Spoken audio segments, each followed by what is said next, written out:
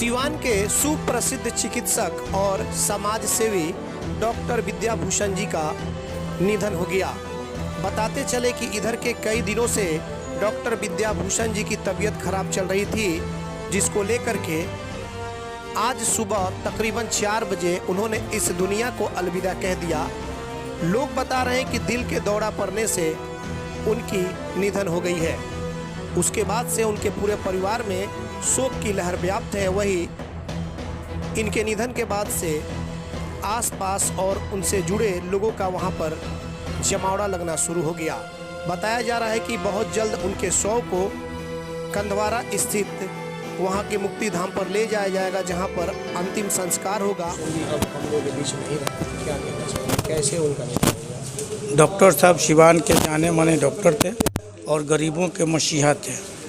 और ऐसा कहा जाए कि 24 घंटा आपातकालीन अगर कोई सुविधा देता था तो मात्र वही डॉक्टर विद्याभूषण हैं जो जाने जाते हैं।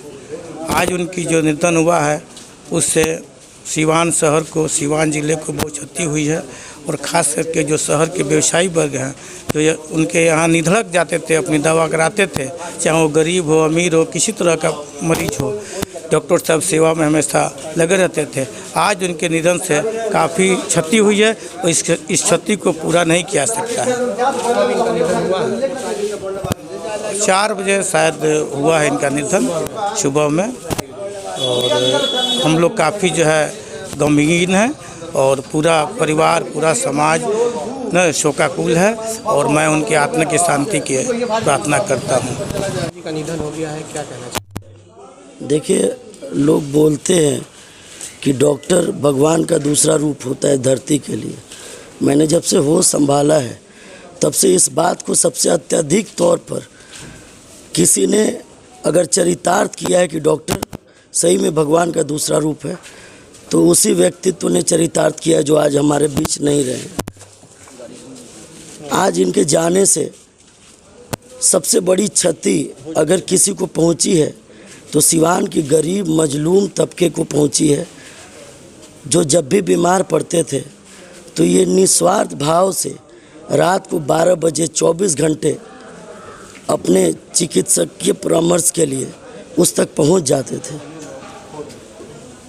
अचानक से जब खबर मिली, काफ़ी दिनों से बीमार चल रहे थे, 4 दिन पूर्व ही हमारी मुलाकात भी हुई थी, तो मैं भी खुद स्तब्ध रह गया।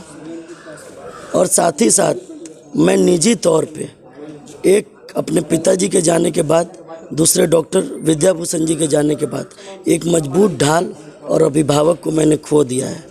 अब इंतज़ार है कि उनके पुत्र जो हैं, जो डॉक्टर हैं, और उनके आने के इंतज़ार के बाद हम लोग अब कंधवारा के लिए प्रस्थान करेंगे। और एक और चीज़, डॉक्टर विद्याभूषण जी ने जो सबसे बड़ा संदेश इस समाज को देने का कार्य किया, वो ये किया कि एक गरीब तबके से निकला हुआ डॉक्टर जिसके पास सीमित संसाधन थे, बावजूद इसके उन्होंने अपने सारे बेटे और बेटियों को डॉक्टर बनाने का कार्य किया।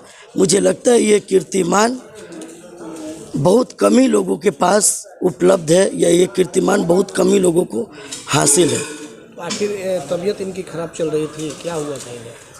हार्ट का सर्जरी इन्होंने 2 साल पूर्व कराया था और डॉक्टर ने इनको परामर्श दिया था कि हार्ट के सर्जरी के बाद जो इन्फेक्शन से बचाव का पीरियड होता है उसमें वो अपने आप को बचाव की श्रेणी में रखे, प्रिकॉशन में रखे। लेकिन एक डॉक्टर जो है वो हमेशा सेवा भाव में संलिप्त रहता है।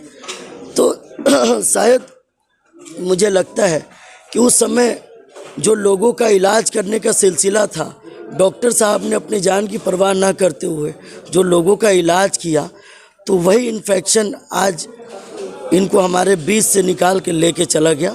रही बात हालिया स्थिति की, तो हालिया स्थिति में डॉक्टर साहब फीवर, जो बुखार था, आम बुखार था, उसी चीज़ से पीड़ित थे। इसके अलावा तो कुछ हमारे नज़र में ऐसा कोई बात नहीं है।